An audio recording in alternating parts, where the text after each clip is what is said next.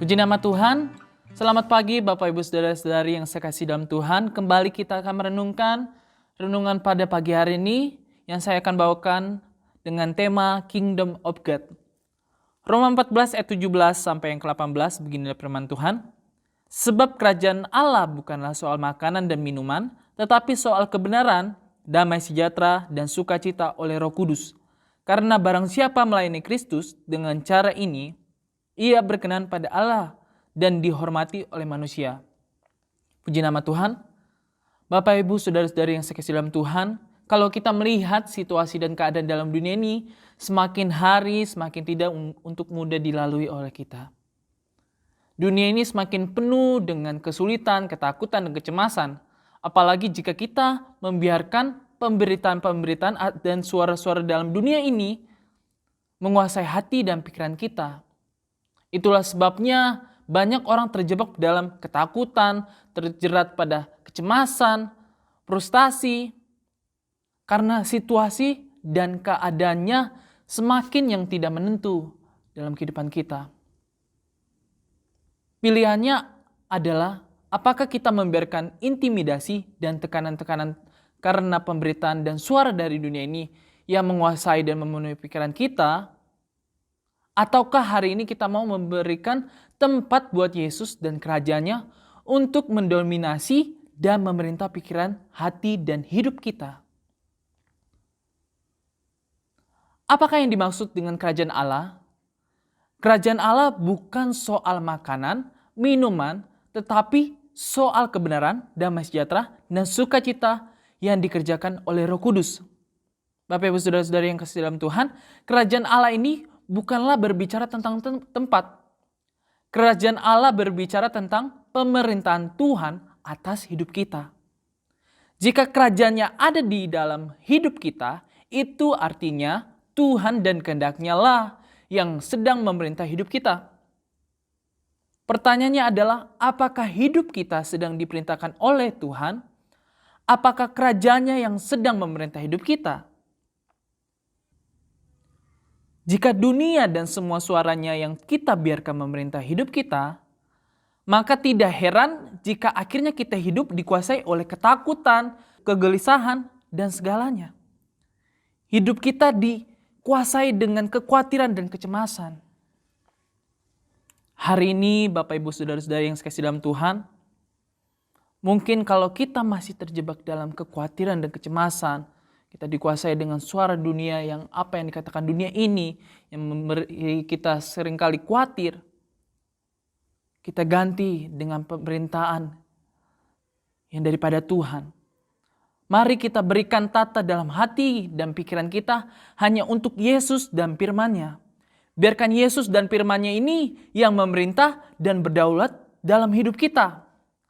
Roma 14 ayat 17 memberitahu kepada kita bahwa jika pemerintahan Tuhan dan kerajaannya itu ada di dalam hidup kita, maka yang dihasilkan adalah kebenaran, damai sejahtera, dan sukacita. Kita harus sadar bahwa ketenangan tidak muncul dari banyaknya pengawalan, tetapi saat kita dalam kebenaran, sekalipun harus sendirian. Ketenangan dalam kehidupan tidak datang karena harta kekayaan yang melimpah, tetapi saat damainya memerintah. Ketenangan juga tidaklah datang karena tidak adanya masalah, tapi ketika hidup di dalam kebenaran, damai sejahtera, dan sukacita dikerjakan oleh Roh Kudus. Sekalipun kita di tengah landap, segala masalah, apapun itu.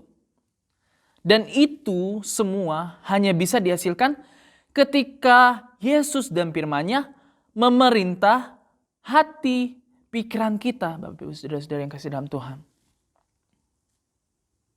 Jadi mari kita sadari Bapak Ibu Saudara-saudari yang kasih dalam Tuhan, dunia dan dosa hanya menghasilkan ketakutan, tetapi kebenaran menghasilkan ketenangan dan rasa aman. Kebohongan hanya menghilangkan ketenangan dan menghasilkan kekhawatiran, tetapi kebenaran, damai sejahtera, dan sukacita memperbesar ketentraman dalam kehidupan kita. Amsal 28 ayat 1 di situ dikatakan, orang fasik lari walaupun tidak ada yang mengejarnya. Tetapi orang benar merasa aman seperti singa muda. Saya ulangi, orang fasik lari walaupun tidak ada yang mengejarnya. Tetapi orang benar merasa aman seperti singa muda.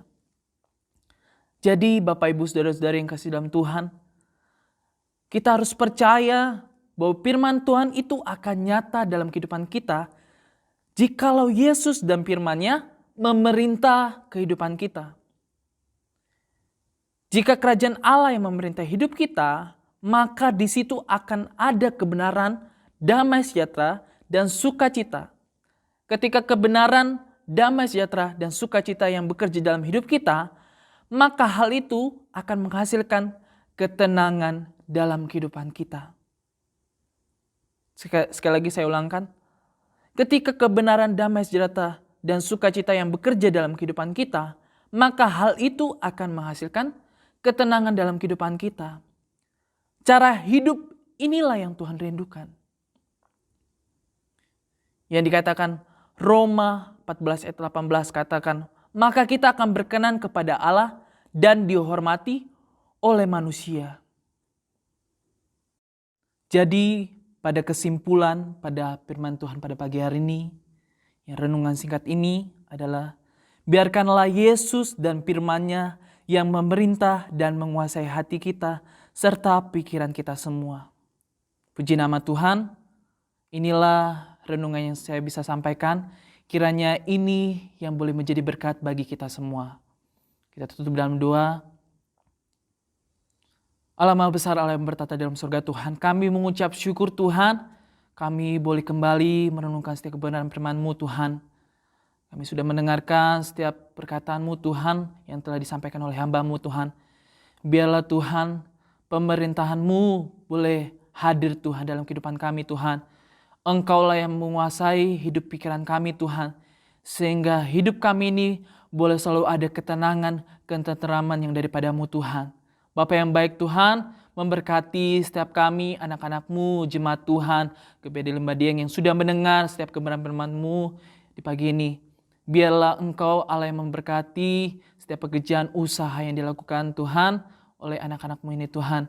Dan kiranya Engkau memberkati terus Tuhan di mana pelayan-Mu yang boleh ada di tempat ini Tuhan. Terima kasih Tuhan. Segala kegiatan kami sepanjang hari ini Tuhan, kami mau serahkan hanya ke dalam tangan-Mu Tuhan. Pimpinlah hidup kami oleh kuasa Roh-Mu Tuhan.